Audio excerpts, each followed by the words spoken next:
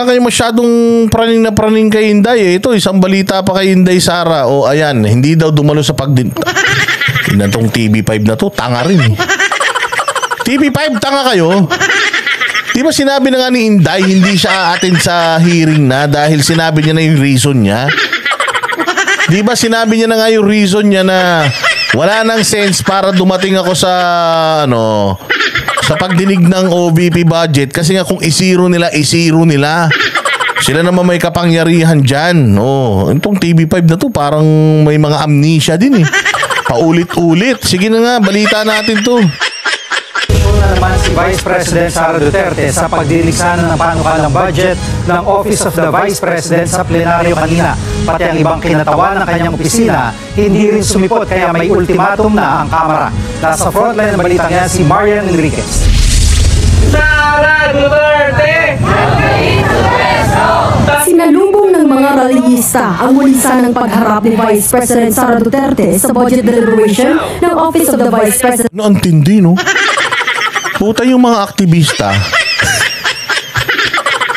Yung mga aktivista, si Inday Sara yung no?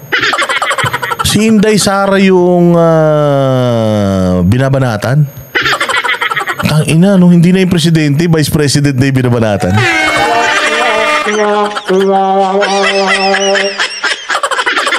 Napakagago ng mga aktivista, no? Vice President ang inaano nila, pero putang ina yung 1.5 billion na flood control, putang ina hindi nila nirarally. Yung mga naglipa ng mga Rolex ng mga congressman, puta hindi nila nirarally. Ang nirarally nila yung kulang-kulang 70 million na disallowance, no? Yung halos wala pang 100 milyon yata o mga 100 milyon na merong notice of disallowance na hindi pa naman dinideklara ng COA na ninakaw yung pera na yun, bagkus inaantay nga nila yung sagot ng OVP tungkol doon sa tungkol doon sa disallowance notice na yun. Tayo nang pinuputok ng butsi nila yung 100 milyon. Pero yung 1.5 billion per day na flood control project, puta hindi nila inano. Hindi nila isinisigaw.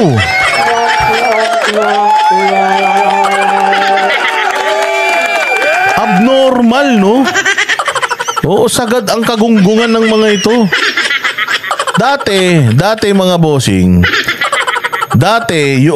yung presidente ang nirarally nila, tuta ng China.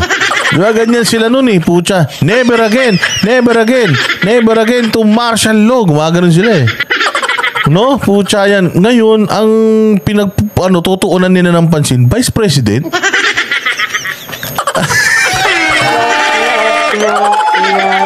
Gago. Ang daming concert. Pucha na yan. Kaliwat kanan, ganito, ganyan. Mga congressman, ang dadami ng mga kayamanan. Pucha, hindi yun ang sinisigaw nila. Ang sinisigaw nila, impeach Sara. Para saan?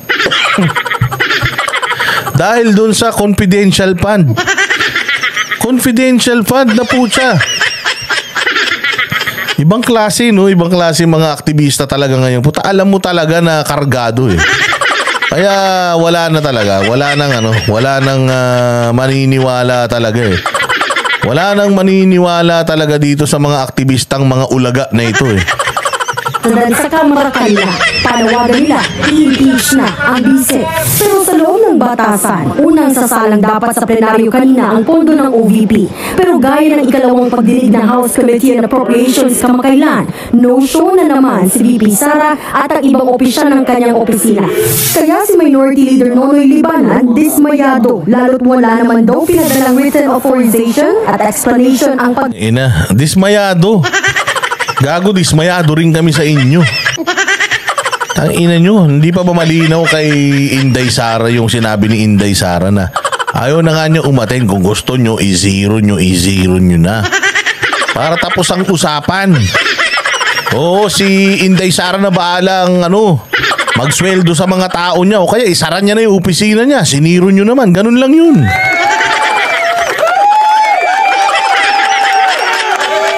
Mga dismayado. Pucha, baka mamaya lumabas yung mga Rolex mo, ha? Baka ngayon pa lang mag-block ka na ng profile mo. Baka mamaya ikaw na yung susunod na i-lifestyle check ng mga netizen. Kita mo naman yung mga kasamahan mo, lumabas ang mga baho. Yung isa dati nagta-tricycle. Puta, ngayon may artista ban na.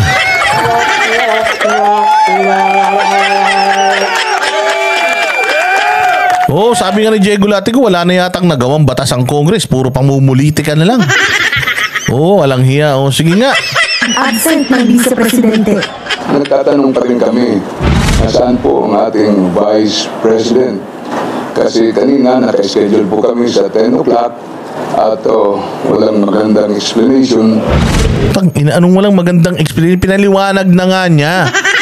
Hindi ako aatin kasi nga pinapaubaya ko na sa inyo. Ito na, ginawa ko na yung listahan. O, ayan yung listahan ng mga gastusin namin. O, ayan. O, ayan na yun. Piniresenta ko na, basahin nyo. O, ngayon, kung may reklamo kayo, tanggalin nyo yung mga gusto nyo tanggalin nyo. Kung magkano ibigay nyo, kahit 10 piso, okay na yan. Tatanggapin ko na kahit isiro nyo, bahala kayo. O ano pang hinaantay nyo? Kalinaw-linaw naman yung sinabi niya, I will not answer anymore. Question and answer and the answer and the question. O tapos na. O yan na. Basta kung gusto nyo, I leave it to the Congress. Kung bigyan nila akong budget, kung ayaw nila, bahala sila. Ganun lang yun. Sinabi niya na eh.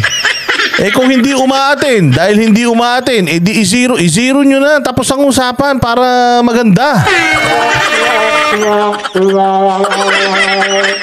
Tapos, zero nyo.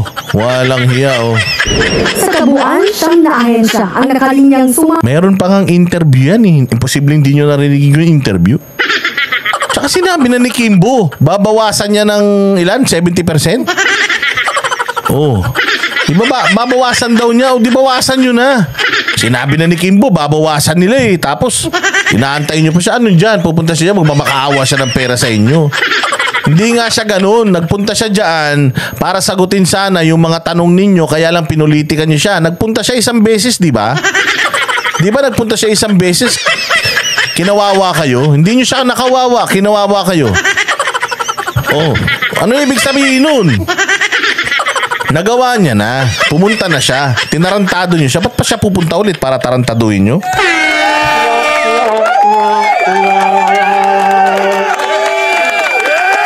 Okay na yun. Nagpunta na siya eh. O, di ba? Palang sa budget deliberation sa plenaryo ngayong araw.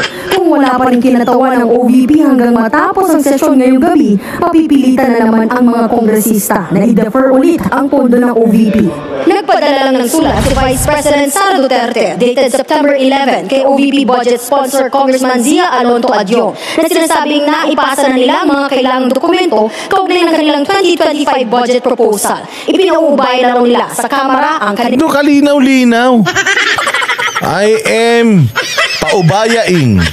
Alam niyo yung kanta ni Moira na pinapaubaya? Pinapaubaya na nga sa inyo. Bahala na kayo. Sunugin nyo. I-zero nyo, i-negative nyo.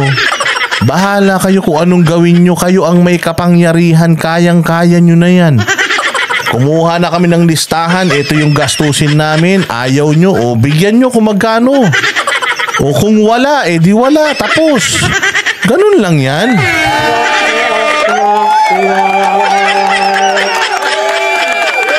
Ano pang inaantay nyo? Hindi kayo makakaisa kay Inday. Mamaya umatin na naman dyan. Tapos gano'n na naman kayo. nilang budget para sa susunod na taon. Bagay na hindi umubra sa minorya.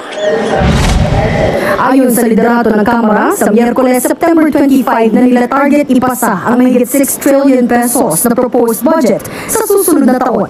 Kapag hindi pa rin nagpadala ng kinatawan ang OVP hanggang sa Miyerkules, mayorya na ang magpapasya kung magkano ang ilalaang budget sa opisina. Naman pala eh. Oh, yung mayor yan na, para tapos.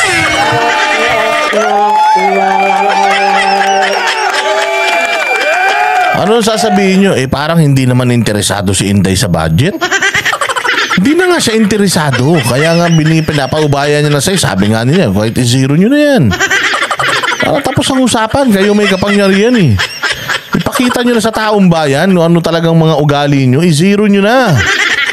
Opisina ni VP Sara sa susunod na taon.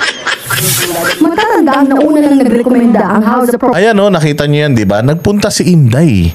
Tao siya na humarap sa inyo eh. Di ba? Anong ginawa nyo?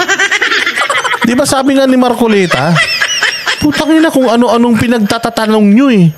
Meron tayong sinusunod dito na tradisyon eh, na pag Vice President, Presidente at saka Supreme Court, hindi na tumatagal ng 1 oras yan eh. Courtesy, ina-approve na natin yan. 2 pinakamataas na na posisyon sa Pilipinas yan eh. Hindi na dapat ini-scrutinize yan eh. Ang liit-liit nung hinihingi, 2 billion. Flood control project nga, 1.5 billion. So yung 2 araw ng flood control project, mas madami pa sa 1 taon na hinihingi ni Inday Sara na budget ng opisina niya eh. Diba? O siya, parang pinagsama-samang mga relos nyo lang yan eh. So nagpunta siya dyan as a respect sa Congress, tapos hindi nyo siya nirespeto. Oh, kaya aatin pa ba siya? Siyempre hindi na. Pa siya atin. Ano ba pinag-uusapan natin dito? Yung budget ko. O kaya kayo na bahala. Binigay ko yung listahan. Tanggalin nyo 50%, 10%, 20% itira nyo. 5%, okay lang yan. Gagana ako. Sabi nga niya, kahit i-zero nyo, okay lang sa akin eh. Ano pang problema natin dun? Appropriations Committee natapyasan ng 1.3 billion pesos ang budget ng OVP mula sa dating higit 2 billion pesos. Sa ngayon, nasa higit 730 million pesos lang ang balak nilang isumiting proposed budget. Ayan o, tinan mo o. Congress na ang nagsabi na ang original is 2.37 billion, ang i-approve lang daw nila 733. Oh, so ano pang problema dun? Mantakin mo 1.2 billion yung tinanggal nyo. Oh, okay lang, sige na, tanggalin nyo na. Meron na kayong ganitong statement, tapos gusto nyo pumunta pa si Inday dyan. Tapos na yan eh. Kaya maipagtanggol ni Inday yung budget niya hindi, kayo pa rin naman ang masusunod. Kaya ilagay nyo na kung magkano. Maganda yan, iwanan nyo 5 piso, kaya piso. Piso, para kahit paano meron silang maklaim. Pag yan ba naman, nagkaroon ka pa ng notice of disallowance, Inday ha? Piso na lang yung ibibigay Pucha, miski ko, ipa-impeach na kita. Budget ng OVP sa plenaryo. Nagbabalita mula sa frontline, Maria. Palakpakan.